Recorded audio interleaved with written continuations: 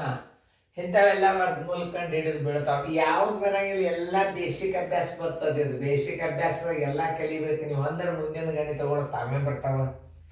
ಈಗ ನಾ ಹೆಂಗೆ ಕಲಿಸ್ತೀನಿ ಅನ್ನೋದು ನೀವು ನೋಡಿದರೆ ಅಂದರೆ ಮುಂದೆ ಗಣಿತಗಳು ಭಾಳ ಸರಳ ಬರ್ತಾವೆ. ಈಗ ನೋಡಿ, ನಾ ಕಲಿಸ್ತೇನೆ ನೋಡಿ. 14 ಪೂರ್ಣಾಂಕ 1/16 ವರ್ಗಮೂಲ ಬರೋಬ್ಬರಿ ಹಿಂಗೆ ಚಿಹ್ನೆ ಇರ್ತದ, ಬರೋಬ್ಬರಿ ಎಷ್ಟು ಅಂತ ಬಂದುಬಿಡ್ತದೆ. ಅವಾಗ ನೀವು ಇದನ್ನು ವಿಷಮ ಭಿನ್ನ ರಾಶಿ ಮಾಡ್ಕೋಬೇಕು. 16 4 64 1 65 ನೋಡ್ರಿ. 16 4 64 1 65 6 ಬಂತು. 16 1 16 1 6 22 ಬಂತು. ತಾಳಿಗೆ ಎಷ್ಟು ಬಂತಿದ್ದು? 16 ಬಂತು. ಇದರ ವರ್ಗಮೂಲ 25 ಎಷ್ಟು ಇರ್ತದ? 15 ಗುಂಡ್ಲೆ 15, ಆಮೇಲೆ 4 ಗುಂಡ್ಲೆ 4. ನೋಡ್ರಿ, ಹಿಂಗೆ ಮಾಡಿ ನೋಡ್ರಿ ಬರ್ತದ ಇದು. 15 15 125, 4 4 16. ಅವಾಗ ಏನು ಮಾಡಬೇಕು? ಒಂದನ್ನು ತೆಗೆದು ಬಿಡ್ಬೇಕು. ಇದ್ರಾಗ 1 ತಕೊಂಡು ಬಿಡ್ಬೇಕು. 15 4 ಆದ್ದರಿಂದ ಬರೋಬ್ಬರಿ 14 ಪೂರ್ಣಾಂಕ 1/16 ವರ್ಗಮೂಲ ಬರೋಬ್ಬರಿ ಎಷ್ಟು? 15 4. ದೊಡ್ಡ ದೊಡ್ಡ ವರ್ಗ ತೆಗಿಲಿಕ್ಕೆ ಬರ್ತದೆ, ಬಾಯಲೇನೆ ತೆಗಿಬೇಕು ನೀವು. ಆನ್ಸರ್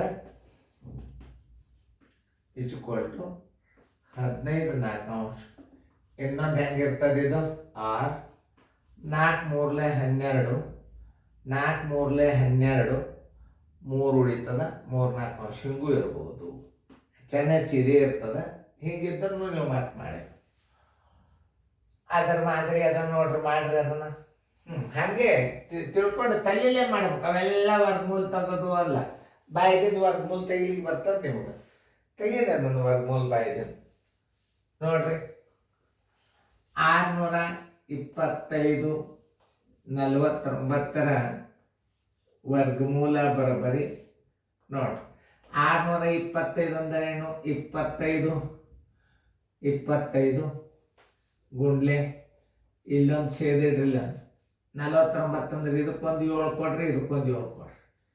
ಇದರ ವರ್ಗಮೂಲ ಬರೋಬ್ಬರಿ 1 ತಕೊಂಡು ಬಿಡೋದು. 25 7.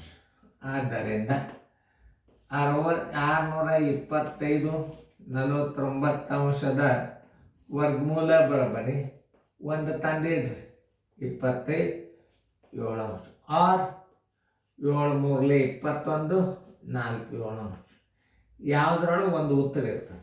Answer is equal to 25 7. ನೋಡಿ, ಇಂಥ ಗಣಿತಗಳನ್ನು ನೀವು ಸರಳ ಕಲ್ತು ಬಿಟ್ರಿ ಅಂದರೆ ಯಾವ್ದು ಬೇಕಾದ್ರೂ ಬರೋದು ಎಲ್ಲ ನಿಮಗೆ ಅದು ಒಂದು ನಿಮಗೆ ಇದನ್ನು ಕೊಟ್ಟು ಹೋಗಿಬಿಡ್ತದೆ, ಕ್ಲೂ ಕೊಟ್ಟು ಹೋಗಿಬಿಡ್ತದೆ. ಇದು ಅಭ್ಯಾಸ ಹಿಂಗೆ ಬೀಳಬಹುದು ಪರೀಕ್ಷೆದಾಗ. ಆಮೇಲೆ ಸರಳೀಕರಣಗಳು, ಸಮೀಕರಣ ಅವೆಲ್ಲ ನೀವು ಕಲ್ತ್ರಿ ಅಂತಂದ್ರೆ, ಈಗ ಒಂದು ಉದಾಹರಣೆ ಹೇಳ್ಬೇಕಾದ್ರೆ ಬಾಣ್ಮಾಸ ಏನು? ಭಿನ್ನ ಕೂಡ್ಸೋದು, ಕಡಿದು, ಅಧಿಕ ಉಣ ಅದಲ್ಲ. ಇಂಥ ಲೆಕ್ಕಗಳನ್ನು ನೀವು ಕಲ್ತ್ರಿ ಅಂತಂದ್ರೆ ಬೇಕಾದಂಥ ವಿಷಯದ ಲೆಕ್ಕಗಳಲ್ಲಿ ನೀವು ಮಾಡ್ಲಿಕ್ಕೆ ಬರ್ತದೆ. ಚೆನ್ನಾಗಿ ನೋಡ್ರಿ, ಚೆನ್ನಾಗಿ ಫೇರ್ ಬರ್ಕೋರಿ. ಮುಂದಿನ ಉದಾಹರಣೆಗಳನ್ನು ಮಾಡ್ರಿ.